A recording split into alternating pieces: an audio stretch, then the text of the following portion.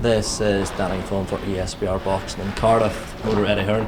Eddie, we've just had the final press conference for Joe Cordina and Shavkat Rakhimov. Joe looks locked in, focused. Do you think the fact he's been stripped unfairly of his eyes of the world titles that sort of fire under his belly a bit more? Yeah, and I think coming off the Agal win, I know it was going to be 10 months since that fight, but still the momentum, the confidence, the belief of that performance, I think makes him favourite in this fight. I think Shavkat Rakhimov is a great fighter, great pressure fighter, great engine, but I think Joe's too sharp for him and I think he'll stop him. Is the inactivity and the hand injury any sort of concern going straight back in with the fighter, the quality of Rakhimov? Yeah, I mean, never great to be out for 10 months and never great to break your hand in the fashion that Joe did. So you have to be concerned of that, but also at the stage of Joe's career, coming off that victory, at the same time, you can't mess around. You know, he's not interested in warm-up fights to test out the hand on Rakhimov's chin, and that's what he'll be looking to do on Saturday. In the last couple of hours, we've seen Conor Benn officially charged with UKAD. We've seen a couple of days ago he'd been provisionally suspended. Just your thoughts? Haven't had any correspondence or confirmation from UKAD, so I don't really know. I mean, the whole UKAD situation is supposed to be confidential, so confidential I didn't even know about it, and so confidential that the entire British media knew about it before I did. So that's how confidential it is. You know, the confidentiality suits the British Boxing Board of Control and UKAD when they want it to. So you have the Amir Khan situation, which unfolded for 14 months, which apparently no members of the media knew about, yet know about every step in this from UKAD and the board. The whole thing stinks, the whole thing's a mess, but all I can say is UKAD have the document, they're going through their process, so I guess people will be happy in that respect. We have to look at how that works for Conor Benn internationally, to fight in other jurisdictions where UKAD and the British Boxing Board of Control don't have jurisdictions, but at the moment I'm just responding to a tweet that I saw from the media. There's a lot of people speculating online due to the strict liability protocol UKAD that it's highly likely Conor will end up having to serve a ban. Is there any party that just wishes he'd maybe cooperated more with the UKAD from the start, because the ban's going to be backdated to that suspension, which at the time is going to be March, whereas that could be 4 or 5 months earlier and he could be back in the ring sooner? Well, no, I mean, ultimately, generally a suspension will be backdated to the test, but again, that's one for Conor Benn's lawyers. I mean, I guess because of the leaks from either the British Boxing Board of Control or UKAD, you're going to find out what happens at every stage of this. Do I think Conor Benn will get a fair crack at a whip, a fair trial? Absolutely not. But we're in it and we have to go through the process. Where does this leave us with regards to this comeback fight in June? Nothing really changes. I mean, ultimately Conor Benn, the decision to licence Conor Benn will be in the jurisdiction and the commissions that we approach.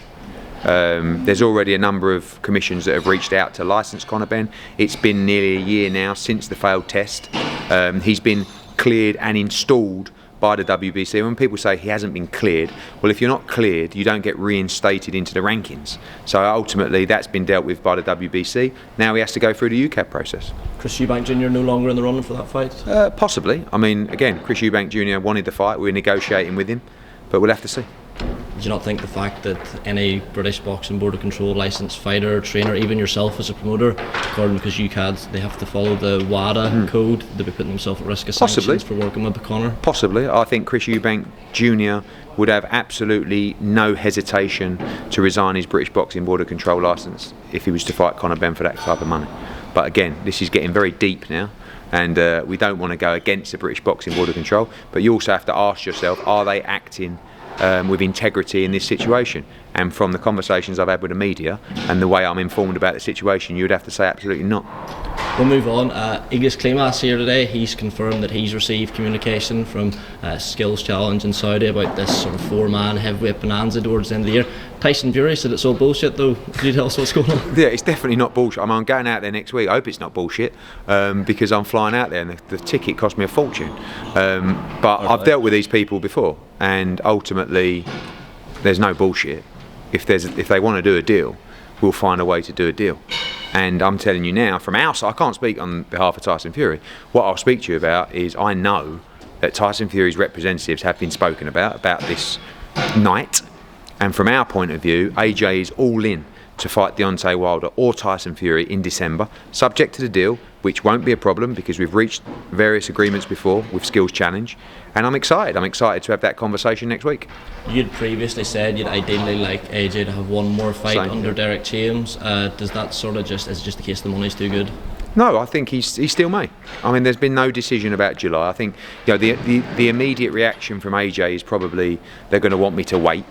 But every one of those other fighters will fight in the summer, and we would like Anthony Joshua too as well. I think if he can get another fight under his belt, he's going to be in a good situation and ready to fight Wilder or Fury. And I think another fight would prepare him better for that big night. I think the conception is now AJ would probably go into a fight with either Wilder or Fury as an underdog. I seen Roy Jones speaking the other day, obviously heavily linked with training AJ at one point. He think that's the fight she should avoid. Is it a risk reward with Wilder? Is it worth it? I just feel like, I mean, you can't win, can you? Apparently that's the fight to avoid.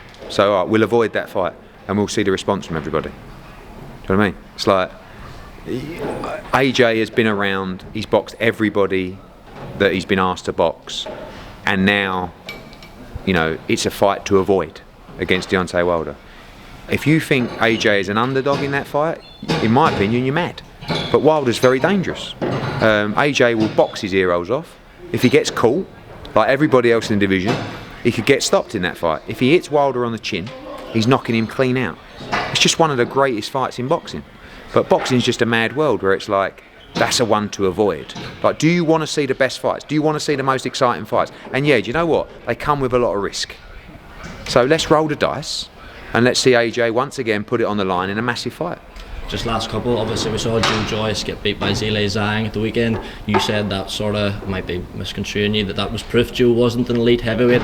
Sam Jones, obviously a good friend of Joe's, used to manage him, came back and said, well, AJ lost to a little fat man and Andy Ruiz, so how is he an elite heavyweight? Just the response to Sam. Yeah, like, Sam's a friend of mine. I mean, he's deluded about Joe Joyce because he's his mate. But the fact is, you know, AJ boxed Vladimir Klitschko. If you think Vladimir Klitschko is not an elite heavyweight, I mean, he reigned for 10 years. No, he lost to Tyson Fury. It doesn't matter. At the time, he was one of only probably 2 elite heavyweights with Tyson Fury. You know, he beat. By the way, he won every round against Andy Ruiz in a rematch that fight. He fought Povetkin when Povetkin was still very live as a mandatory challenger. He's boxed a number of elite heavyweights, but Joe's never boxed anywhere near elite. Boxed Joseph Parker 5 years after AJ boxed him, which was his ultimate prime, and AJ won that fight comfortably.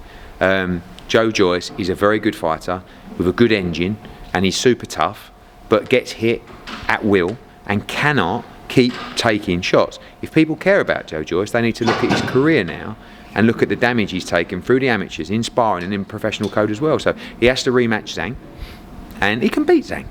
Again, now all of a sudden Zhang is this elite guy. I've promoted Zhang for 6 fights. Really nice guy, great team. He ain't elite. I'm sorry, like, you know, but he's a good, strong southpaw. But when you get hit by everything, you can't just sell your attributes on. You just keep hitting me and I just keep coming. That's not going to give you any kind of longevity in your career. And as you saw, it don't work that way. You get hit in the heavyweight division, you get stopped or you get beaten up, and he got both. Last couple for me, it's obviously Gervonta Davis, Ryan Garcia fight week. Your mate Leonard Elby over there grabbing away. Seeing your names come up. Always. Well, you got to sell a fight, you got to use my name. He said he'd be willing to work with you, but you've got no one worth working with, no stars. Just the response. I keep asking the media on this, and I'll ask you the same question. Obviously, you know, I've got no stars, but we just saw AJ fight. He's about to fight probably one of the biggest fights in the history of the sport. You've got Canelo Alvarez, another fight we represent, he's fighting in front of 60,000. You've got Katie Taylor in a record-breaking fight. And I mean, Cordina record. Tell me, I'll ask you the question. Tell me one fighter signed to Mayweather Promotions. Is that Tabiti still with them? No, left them. Well, that's off, God. Fuck me. I mean, you know, Leonard Ellerby's been given a couple of grand to stand there and do a few interviews about Mayweather Promotions, and Leonard Ellerby have no fighters signed to him. I've asked this question to 5 or 6 members of the media. They couldn't give me one answer. So there you go. And just on Tank Garcia, I know I've seen a couple of interviews with you recently. You've been sort of back and forth. What do you reckon at the minute? I'm going to go, if you know, gun to my head, it's Gervonta Davis by stoppage. But I think if he gives him too much respect, I think it could be tricky for him. But if he gets on the inside, if he closes a distance, I expect him to stop him. Rehydration clause play a factor on Ryan's side? Yeah. And 136 pounds. You know, he's a tall lightweight. He's made 135. You know, but he's grown. It's not going to help him, and I can just, sometimes you have to picture things happening in a fight. Can you picture Ryan Garcia getting knocked out? Yes. Can you picture Tank getting knocked out? No.